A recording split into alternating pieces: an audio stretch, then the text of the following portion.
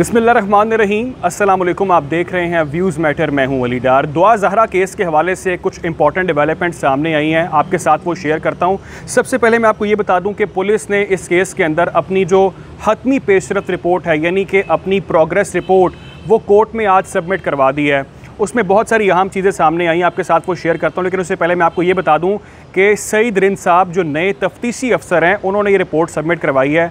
इनसे पहले आपको याद है लियाकत शहानी साहब थे, जिनको कहा गया था कि आपने 19 जुलाई को अपनी रिपोर्ट पेश करनी है, लेकिन उनको फिर तब्दील कर दिया गया और नए आईओ जो हैं, इन्वेस्टिगेशन ऑफिसर जो हैं, वो आए सईद रिंद साहब, और उनको 10 दिन की मोहलत दी गई कि आपने 10 दिन के अंदर रिपोर्ट पेश करनी है। तो आज उन्होंने अपनी रिपोर्ट जमा करवा दी। 3 बड़ी चीज़ें हैं, 3 अहम चीज़ें हैं जो इस रिपोर्ट के अंदर सामने आई। आपको जल्दी से बताता हूँ कि क्या क्या चीज़ें सामने आई। सबसे पहली चीज़ ये कि इन्वेस्टिगेशन ऑफिसर सईद रिंद साहब ने अदालत से एक रिक्वेस्ट की, एक परमिशन मांगी। वो कहते हैं कि हमें दुआ ज़हरा की कस्टडी दी जाए, यानी कि दुआ ज़हरा को हमारे हवाले किया जाए, क्योंकि हम दुआ ज़हरा का मेडिकल चेकअप करवाना चाहते हैं, जिस बारे में बहुत अरसे से बात कर रहा था। आपको कह रहा था कि दुआ ज़हरा का मेडिकल डेफिनेटली होना चाहिए, कि उसको देखना चाहिए कि उसके साथ क्या क्या मामला गुजरे माजी के अंदर।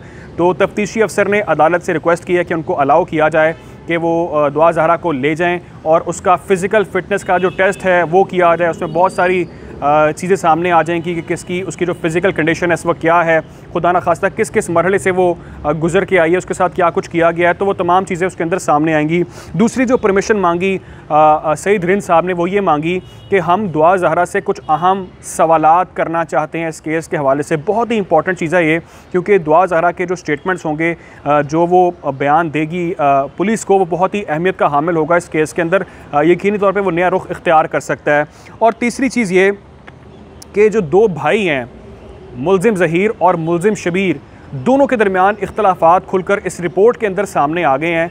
क्योंकि हुआ ऐसा कुछ है कि इस रिपोर्ट में ज़हीर ने, आपको याद होगा, कहा था कि जब दुआ ज़हरा को अगवा किया गया तो ज़हीर ने उसको रिफ्यूज़ किया, कहा कि मैं उस वक्त वहाँ पर मौजूद नहीं था जब दुआ ज़हरा को अगवा किया गया। लेकिन जब CDR रिपोर्ट सामने आई तो उसमें वाज़े हो गया कि ज़हीर वहाँ पर मौजूद था कराची के अंदर जब दुआ ज़हरा को अगवा किया गया। लेकिन ज़हीर ने अपने स्टेटमेंट में इसको डिनाई किया।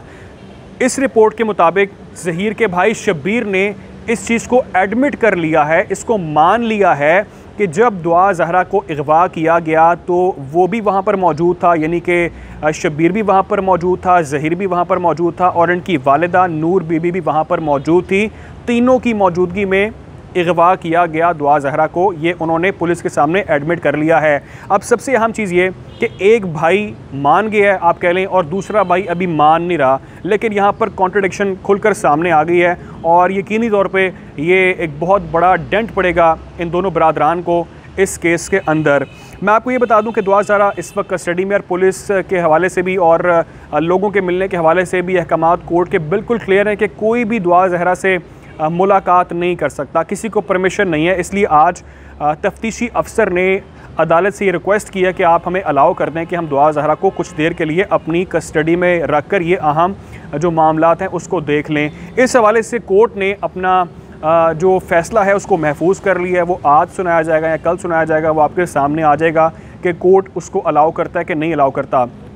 दूसरी अहम खबर वो ये है कि आपके शायद इल्म में हो कि ज़हीर ने एक दरख्वास्त दायर की थी अदालत के अंदर, और उस दरख्वास्त के अंदर ये कहा गया था कि जो ज़हीर पर मुकदमा है अगवा का, उसको कलअदम करार दिया जाए, यानी कि उसको, उस मुकदमे को ख़त्म कर दिया जाए। ये उसने कोर्ट के अंदर दरख्वास्त जमा करवाई थी और उसमें मौक़िफ़ ये अपनाया था कि जो कमसिन बच्ची दुआ ज़हरा है, उसने अपना स्टेटमेंट जब रिकॉर्ड करवाया था तो उस स्टेटमेंट के अंदर दुआ ज़हरा ने कहा था कि मैं अपनी मर्ज़ी से आई हूँ, मुझे अगवा नहीं किया गया, तो लिहाजा ये जो मामला है ये अगवा का नहीं बनता, ये मर्ज़ी की शादी का बनता है। तो उस हवाले से डेवलपमेंट ये है कि अदालत ने IG सिंध और प्रोसिक्यूटर जनरल को नोटिस जारी कर दिए। इस हवाले से नोटिस जारी करने का मतलब ये है कि अब IG साहब और प्रोसिक्यूटर जनरल जो हैं इस हवाले से अपना स्टेटमेंट देंगे, अपना बयान देंगे और बताएंगे कि क्यों उन्होंने अगवा का मुकदमा दर्ज किया था मुल्ज़िम ज़हीर के ख़िलाफ़।